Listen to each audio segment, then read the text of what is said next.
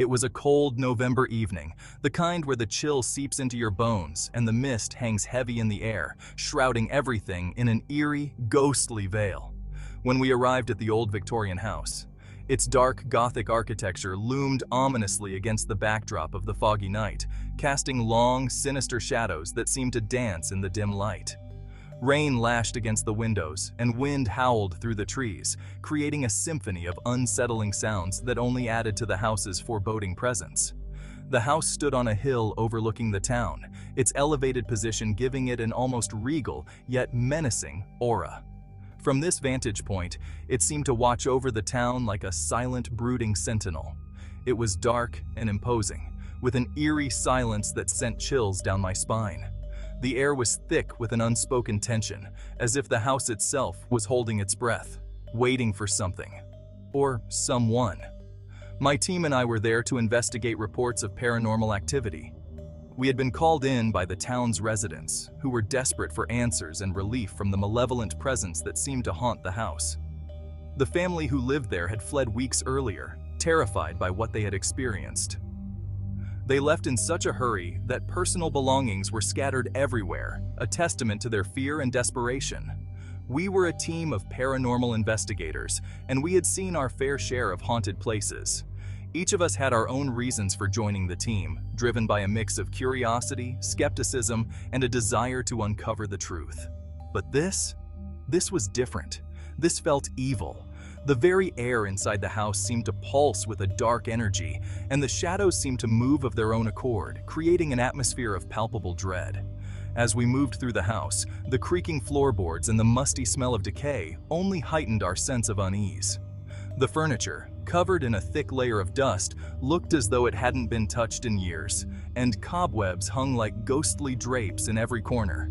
We set up our cameras and recording devices, hoping to capture any evidence of the paranormal. Night vision equipment was essential, as the house was shrouded in darkness, with only the occasional flash of lightning illuminating the rooms. We gathered in the main hall to discuss our strategy. Reviewing the floor plans, we decided to split into smaller groups to cover more ground. Each team member was equipped with a walkie-talkie to stay in constant communication. One of our team members held an EMF detector, which would alert us to any unusual electromagnetic activity, while another carried a thermal camera to detect any sudden changes in temperature, both common indicators of paranormal presence. As we ventured deeper into the house, the atmosphere grew increasingly oppressive. The dark corridors seemed to stretch endlessly, and the eerie hallways echoed with the faint sounds of our footsteps, making it feel as though we were not alone. Suddenly, a cold breeze swept through the hallway, causing us to shiver despite our warm clothing.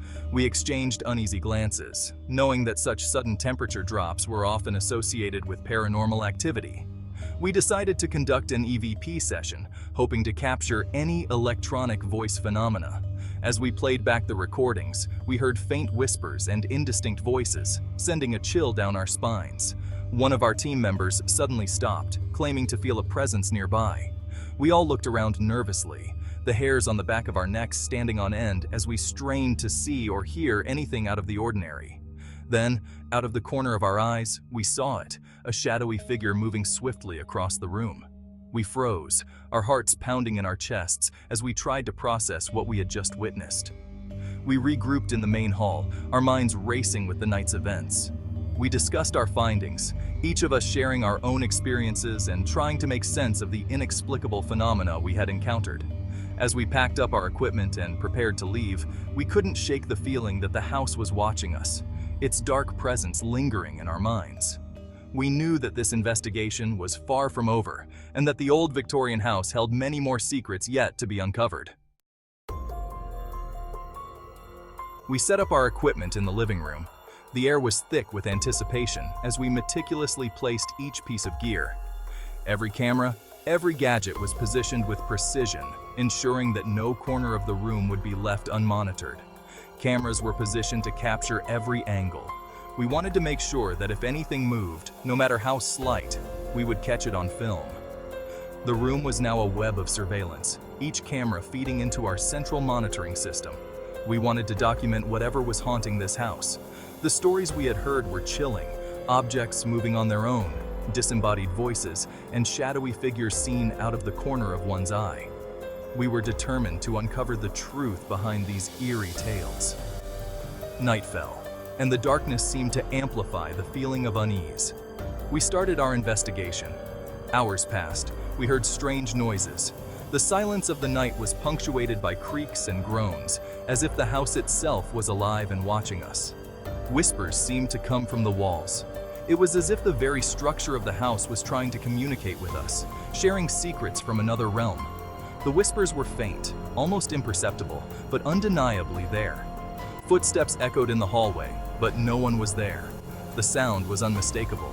Heavy, deliberate steps that sent chills down our spines.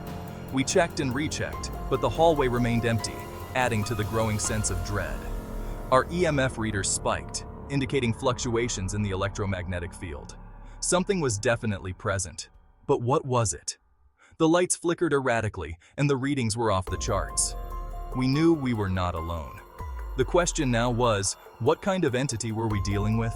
Was it a restless spirit, a residual haunting, or something more malevolent? The night was far from over, and we braced ourselves for whatever was to come. We moved upstairs to the master bedroom, where most of the activity was reported. The air grew heavy, and a cold spot settled in the center of the room. I felt a presence, watching us from the shadows. My heart pounded in my chest. It felt like something was about to happen. We pressed on, determined to uncover the truth. We used our EVP recorders, hoping to capture spirit voices. The tension in the room was palpable. Suddenly, the temperature plummeted. The air grew thick and icy cold. I could see my breath in the air. It was an unnatural chill, one that seemed to seep into our bones. "Did you feel that?" I asked my team, my voice barely a whisper.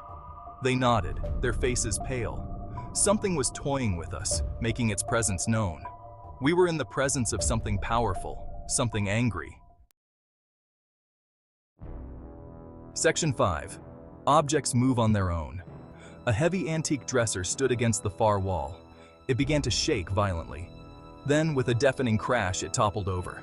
We watched in disbelief as a porcelain doll flew across the room, smashing against the wall. Fear coursed through me. I had never experienced anything like this before. This was no ordinary haunting. This was a poltergeist, a manifestation of raw, untamed energy. We were in danger. Section 6. A feeling of dread. The air crackled with unseen energy. I felt a wave of dread wash over me, cold and suffocating. Something was close. I could feel its malevolent gaze upon us. We backed away slowly, our eyes darting around the room, searching for the source of the disturbance. But the entity remained hidden, lurking in the shadows, watching our every move. Then it happened. In the mirror, I saw it. A dark, shadowy figure materialized behind me. Its eyes glowed with an eerie, unnatural light. I spun around, but there was nothing there. I looked back at the mirror, and the figure was gone. Had I imagined it? Or was it playing tricks on my mind? We were out of our depth. This was beyond anything we had ever encountered. Suddenly, the room went ice cold. The windows slammed shut. The lights flickered and died, plunging us into darkness. The entity was upon us, its rage palpable. I could hear my team screaming, their voices filled with terror. We were in its domain now, at its mercy. We had to get out. Now! We scrambled for the door, our hearts pounding in our chests. It was every man for himself. We ran through the darkness, blinded by fear, our hearts pounding in our chests like war drums. The night seemed endless, an abyss that swallowed our every step. Desperate to escape the house, we stumbled over roots and rocks, our breaths coming in ragged gasps.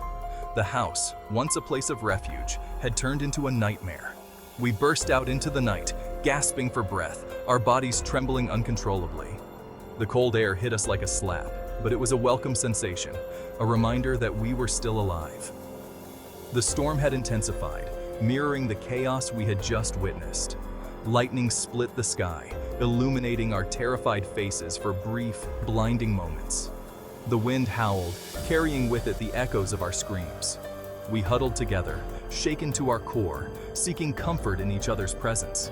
Our minds raced, trying to make sense of the horror we had just escaped. The storm raged on, but it was nothing compared to the storm within us. As the house loomed over us, dark and menacing, it felt like a living entity, watching us with malevolent eyes. Its windows were like black holes, voids that threatened to pull us back into the nightmare. We had never encountered anything like it before. The sheer power of the entity within that house was beyond comprehension. It defied all logic, all reason. The power of that entity, it was terrifying. It was as if the very air around us had turned malevolent, pressing down on us with an invisible force. We could feel its presence, a cold, dark energy that seeped into our bones. We left that night, forever marked by what we had experienced. The memory of that house and the entity within it would haunt us for the rest of our lives. We walked away, our steps heavy with the weight of our ordeal, knowing that we would never be the same again. The night swallowed us once more, but this time we carried a piece of the darkness within us. The experience changed me. It shook me to my core and made me question everything I thought I knew. The world is a mysterious place, full of things we don't understand, and some things are best left undisturbed. We never went back to that house, and I'm not sure I ever want to. I will never forget that night, and I know, deep down, that the entity is still out there, waiting, watching.